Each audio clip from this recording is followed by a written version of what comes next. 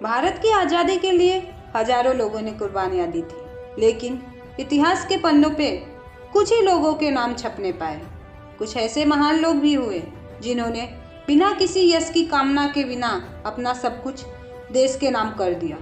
वे जिंदगी भर देश की आज़ादी के लिए लड़ते रहे, लेकिन जब देश आज़ाद हुआ तो उन्हें भुला दिया। नीरा आर्या एक ऐसा ही नाम है। आज के समय में उनकी कहानी बहुत कम लोगों को पता है। कैसे एक प्रतिष्ठित कारोबारी की बेटी बनी भारत की पहली महिला जासूस। नेताजी सुभाष चंद्र के लिए उन्होंने अपने पति तक की हत्या कर दी और उनके ऊपर अंग्रेजों ने वो जुल्म किया जो शायद आज किसी के ऊपर भी ना हुआ हो। आज हम अपने वीडियो में एक ऐसी महिला स्वतंत्र सेनानी की कहानी लेके आए हैं जिनकी कहानी आज बहुत कम लोगों को पता है। नमस्ते, मैं आपका स्वागत करती हूँ आपके प्यारे से चैनल द फैबुलस इंडिया में। नीरा आर्या। नीरा आर्या की कहानी शुरू होती है 5 मार्च 1902 को उत्तर प्रदेश के बागपत से खेगड़ा नगर से। नीरा प्रतिष्ठित कारोबारी सेठ झुलमुल की बेटी थी। नीरा पढ़ने में बहुत ही होशियार थी। नीरा गांव की ऐसी पहली लड़की थी जिसे पढ़ने के लिए कोलकाता भेजा गया हो। नीरा के दिल में बचपन से ही मातृभूमि के लिए बहुत प्यार था। वो हमेशा यही सोचती थी, मैं पढ़ के अपने देश को आज़ाद कराऊंगी। नीरा जैसे जैसे बड़ी हुई उसके दिल की मातृभूमि का प्यार बढ़ता ही गया। यही कारण था कि जब भारत में स्वतंत्रता संग्राम की लड़ाई पूरे देश में फैल रही थी तब नीरा भी इस लड़ाई में कूद पड़ी। नीरा अपनी तरफ से पूरी कोशिश कर रही थी कि वह किसी भी तरह देश के काम आ जाए।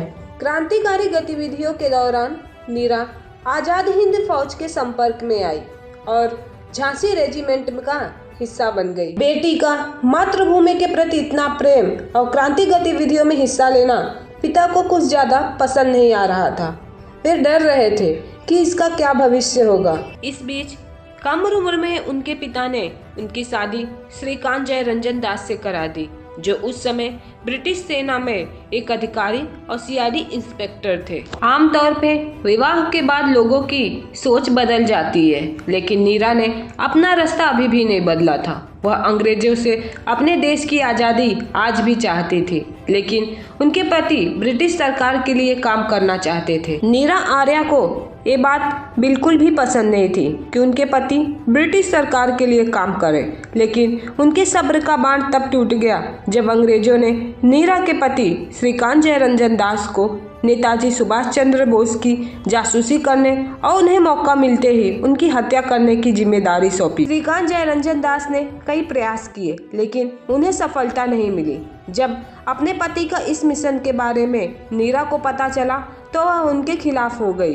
अब प्यार और वफादारी टकरा रही थी। एक दिन जब उनके पति ने नेताजी की हत्या करने का प्रयास किया तो उन्होंने बिना कुछ सोचे अपने पति को छुरा घोंप कर मार डाला। नीरा आर्या के पति ब्रिटिश सरकार के लिए काम करते थे, इसलिए अंग्रेजों ने आजीवन कारावास की सजा नीरा आर्या को सुनाई। नीरा आर्या को अंग्रेजी सरकार द्वारा अंडमान निकोबार में काले पानी सजा के लिए भेज दिया गया। ब्रिटिश अधिकारी उनसे जानकारी हासिल करना चाहते थे, इसलिए उन्हें असहनीय यातनाएं दी जाती थी।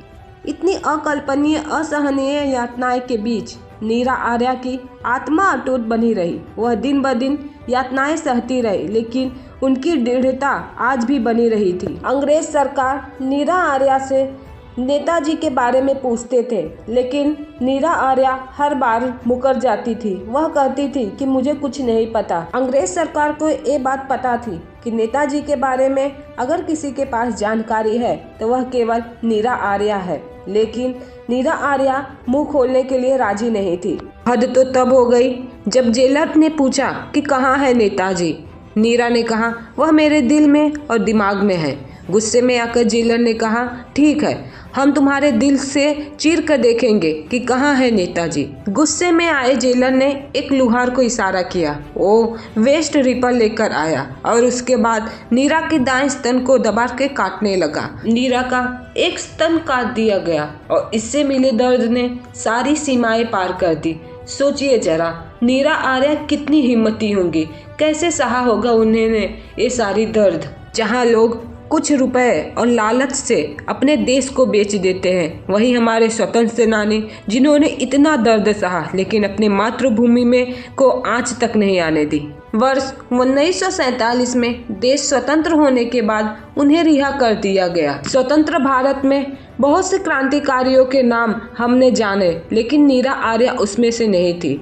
स्वतंत्र देश होने के बाद भी उनके जीवन की कठिनाई बनी रही। उन्होंने फूल बेचकर जीवन यापन किया। ये हमारा दुर्भाग्य है कि जिसने हमारे लिए, हमारे देश के लिए इतना सब कुछ किया, उसे आज़ाद भारत ने भुला दिया, या ये कहें कि उनका नाम कई लोगों के बीच में सिमट के रह गया। इतिहासकार बताते हैं, रिहा होने के बाद जब नीरा आर्या बाहर निकली तो उन्होंने गरीबी में अपना जीवन यापन किया। उन्होंने अपने पेट पालने के लिए फूल बेचकर अपना जीवन निर्वाह किया।